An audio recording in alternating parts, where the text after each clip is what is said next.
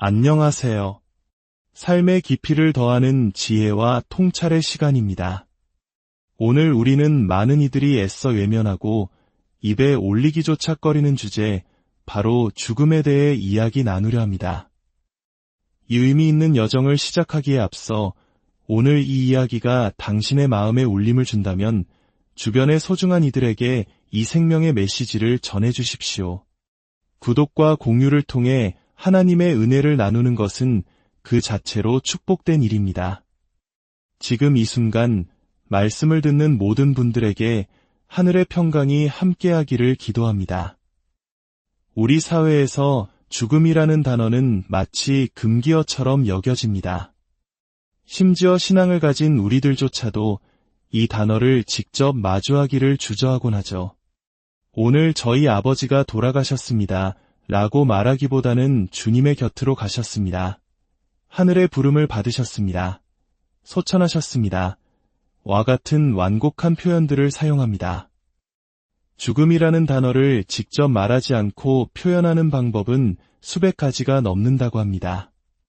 왜일까요? 바로 그 누구도 죽음이라는 무거운 현실을 정면으로 마주하고 싶어 하지 않기 때문입니다. 저는 수백 번의 장례 예배를 인도하면서 주님을 알지 못하는 이들이 장례식장에서 느끼는 깊은 불안과 불편함을 목격해왔습니다. 그들에게 죽음은 결코 넘어설 수 없는 거대한 벽과 같습니다. 조만간 자신에게도 닥칠 피할 수 없는 현실이라는 것을 알기 때문이죠. 오늘 우리는 이 죽음이라는 주제를 두려움이 아닌 믿음의 눈으로 깊이 들여다보고자 합니다. 성경이 말하는 죽음의 참된 의미는 무엇일까요? 먼저 우리가 분명히 해야 할 중요한 사실이 있습니다. 성경에서 말하는 죽음은 존재의 끝, 즉 소멸을 의미하지 않습니다. 죽음은 분리를 의미합니다. 이 개념을 이해하는 것이 매우 중요합니다. 성경은 세 가지 종류의 죽음, 즉 세 가지 종류의 분리에 대해 이야기합니다. 첫 번째는 육체적 죽음입니다. 이것은 우리의 영혼이 육신으로부터 분리되는 것을 말합니다. 성경은 몸을 떠나 주와 함께 있는 그것이라고 말씀합니다. 구약의 라헬이 숨을 거두었을 때 그녀의 영혼은 하나님 곁으로 갔습니다. 육체적 죽음은 단지 우리의 영혼과 영이 이 땅의 장막인 육신을 떠나는 것일 뿐입니다. 육신은 흙으로 돌아가 무덤에 묻히지만 나라는 존재, 나의 영혼은 여전히 살아있는 것입니다. 두 번째는 영적 죽음입니다. 이것은 우리의 영혼이 창조주이신 하나님으로부터 분리된 상태를 의미합니다. 슬프게도 아담이 에덴 동산에서 지은 죄로 인해 우리 모두는 태어날 때부터 영적으로 죽은 상태, 즉 하나님과 분리된 상태로 태어납니다. 이것이 바로 원죄입니다. 우리는 육신적으로는 살아 숨쉬지만 우리 존재의 가장 깊은 부분, 즉 영혼은 하나님과 단절되어 있는 것입니다. 예수 그리스도께서 우리 삶에 오셔서 우리를 다시 살리시기 전까지는 말이죠. 하나님을 알지 못하는 많은 사람들이 삶 속에서 느끼는 공허함과 채워지지 않는 갈증, 무언가 중요한 것이 빠져 있다는 느낌이 바로 이 영적 죽음의 증거입니다. 당신이 만약 영적으로 죽어 있다면 당신의 영혼은 그 사실을 알고 있습니다. 그리고 세 번째, 우리가 반드시 피해야 할 둘째 사망이 있습니다. 이것은 영원한 분리를 의미합니다. 둘째 사망은 예수 그리스도를 구원자로 영접하기를 끝까지 거부한 영혼들이 하나님으로부터 영원히 최종적으로 추방되는 것을 말합니다. 둘째 사망을 경험하게 되면 더 이상 희망은 없습니다. 다시는 하나님을 만날 기회가 주어지지 않는 돌이킬 수 없는 상태에 이르는 것입니다. 그것은 하나님을 거부한 자들을 위해 예비된 형벌의 장소에서 영원히 거하는 것을 의미합니다. 여기서 다시 한번 강조하고 싶습니다. 둘째, 사망 역시 존재의 소멸이 아닙니다. 의식이 있는 상태로 하나님과 영원히 분리되어 고통받는 것입니다. 오늘 이 메시지를 듣고 있는 우리 모두는 예외 없이 영원히 어딘가에서 살아갈 것입니다. 당신이 누구이든 어떤 삶을 살았든 상관없이 말입니다. 우리는 영원히 하나님의 임재 안에서 기쁨을 누리거나 혹은 그분의 부재 속에서 성경이 지옥이라 부르는 곳에서 영원히 고통받게 될 것입니다. 그렇다면 죄 사함을 받고 천국에 소망을 둔 그리스도인들은 어떨까요? 우리에게는 죽음 자체에 대한 두려움은 없을지 모릅니다. 하지만 죽어가는 과정에 대한 두려움은 있을 수 있습니다. 나는 어떻게 죽게 될까? 언제 그날이 올까? 얼마나 고통스러울까? 하는 두려움 말입니다. 이것은 지극히 자연스럽고 인간적인 감정입니다. 우리 중 누구도 죽음을 경험해 본 적이 없기 때문입니다. 우리는 사랑하는 사람들의 임종을 지켜보며 죽음을 간접적으로 경험할 뿐입니다. 사랑하는 이가 극심한 고통 속에서 생을 마감하는 모습을 본 사람이라면 그 두려움은 더욱 클 수밖에 없습니다. 저 또한 2번의 림프종 투병을 통해 죽음을 아주 가까이에서 마주했던 경험이 있습니다. 죽음이 곧 나의 현실이 될 수도 있겠다는 생각을 했습니다. 한 번은 병원에서 의사가 제 수술 결과에 대해 녹음하는 것을 우연히 듣게 되었습니다. 의학 용어라 다 알아들을 수는 없었지만 상황이 제가 생각했던 것보다 훨씬 심각하다는 것을 직감할 수 있었습니다. 병실로 돌아와 의자에 앉아 나는 이제 살아남지 못할 수도 있겠구나 라는 생각에 깊은 절망감에 휩싸였습니다. 죽어가는 것에 대한 두려움이 어떤 것인지 저도 조금은 알고 있습니다. 하지만 사랑하는 성도 여러분, 성경은 바로 그 두려움에 대해 놀라운 위로와 소망의 메시지를 우리에게 전해줍니다. 제가 가장 사랑하는 말씀 중 하나인 시편 23편 4절은 이렇게 노래합니다. 내가 사망의 음침한 골짜기로 다닐지라도 해를 두려워하지 않을 것은 주께서 나와 함께 하심이라. 다윗은 이 시편을 통해 믿는 자에게 죽음은 실체가 아니라 그림자일 뿐이라고 가르쳐줍니다. 여러분, 그림자가 여러분을 해칠 수 있습니까? 그림자는 빛과 어둠이 만나 만들어지는 현상일 뿐 그 자체로는 아무런 힘이 없습니다. 도널드 그레이 바나우스 목사님의 유명한 일화가 있습니다. 사랑하는 아내의 장례식을 마치고 어린 자녀들과 함께 집으로 돌아가던 길이었습니다.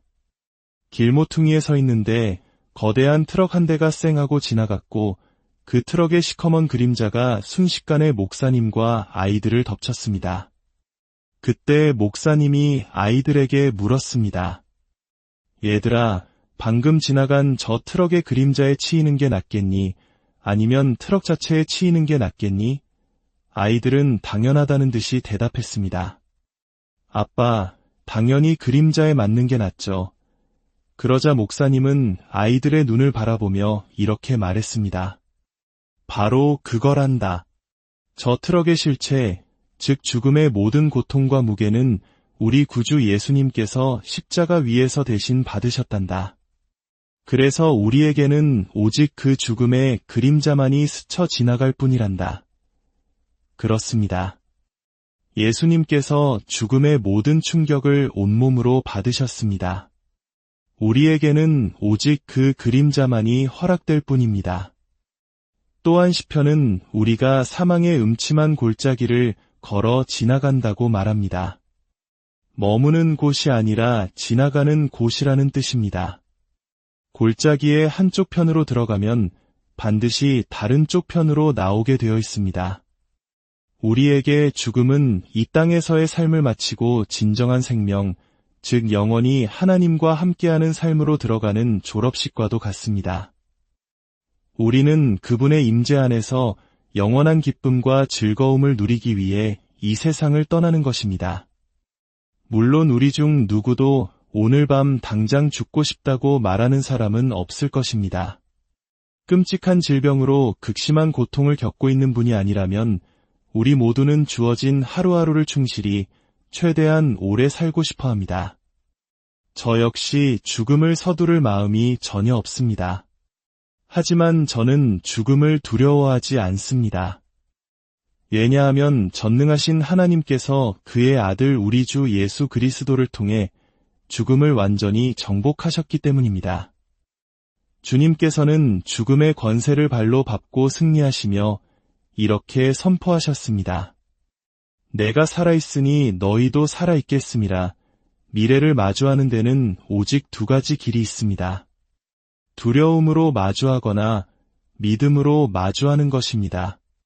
만약 당신이 지금까지 두려움의 노예로 살아왔고 이제 그 굴레에서 벗어나 참된 자유를 누리고 싶다면 당신은 당신의 신뢰를 예수 그리스도께 두기로 결단해야 합니다. 죽음을 이기신 그분만이 당신에게 죽음을 이길 승리를 주실 수 있습니다. 그분은 그 승리를 그분을 신뢰하는 모든 이에게 값없이 선물로 주십니다. 신뢰는 선택입니다. 어떤 사람들은 자신의 두려움을 놓지 못하고 붙들고 있기를 즐깁니다. 하지만 만약 당신이 죽어가는 것을 진정으로 두려워한다면 이제 그 두려움을 내려놓아야 합니다. 대부분의 사람들이 잘 모르는 놀라운 사실이 있습니다. 당신이 천국에 갈 시간이 되었을 때 전능하신 하나님께서는 당신을 데려갈 천사를 보내실 것입니다. 이것은 꾸며낸 이야기가 아닙니다. 성경에 나오는 부자와 나사로의 이야기에서 부자가 죽었을 때는 그가 그냥 죽었다고만 기록되어 있습니다. 하지만 거지 나사로가 죽었을 때는 천사들이 와서 그를 아브라함의 품으로 데려갔다고 성경은 분명히 증언합니다. 믿는 성도가 죽을 때 그는 결코 혼자서 그 죽음의 여정을 통과하지 않습니다. 하나님의 말씀의 권위에 의지하여 제가 당신에게 분명히 말씀드립니다. 당신이 그리스도인이라면 당신의 삶이 다하여 천국에 갈 시간이 되었을 때 당신은 결코 혼자 가지 않을 것입니다. 전능하신 하나님께서 보내신 천사가 와서 당신을 안전하게 주님의 품으로 인도할 것입니다. 만약 이 소망의 메시지가 지금 당신의 마음을 움직이고 있다면 저를 따라 이렇게 기도해 주십시오. 이것은 당신의 인생에서 두 번째 생일이 될 것입니다. 사랑하는 주 하나님, 저는 두 번 죽고 싶지 않습니다. 솔직히 한 번 죽는 것조차 두렵지만 주님께서 다시 오시기 전에는 저도 언젠가 육체의 죽음을 맞이해야 함을 압니다. 제가 죽을 때 두려움 없이 천국에 들어가기를 간절히 원합니다. 그래서 바로 지금 예수 그리스도를 저의 구원자로 영접합니다. 그분을 믿을 때 영원한 생명을 선물로 주시겠다고 약속하셨기 때문입니다. 주 예수님, 지금 제 마음에 오셔서 저의 구원자가 되어 주십시오. 저의 모든 죄를 용서해 주시고 저에게 영원한 생명을 주옵소서. 저의 기도를 들어주셔서 감사합니다. 만약 당신이 진심으로 이 기도를 드렸다면 당신 안에서 새로운 생명이 시작되었음을 선포합니다. 죽음을 이기시고 부활하신 우리 주 예수 그리스도의 은혜와 평강이 당신의 삶에 그리고 당신이 사랑하는 모든 이들의 삶에 영원히 함께하기를 축복합니다. 이 생명의 소식을 당신의 소중한 사람들과 나누십시오. 하늘로부터 오는 평안이 가득한 하루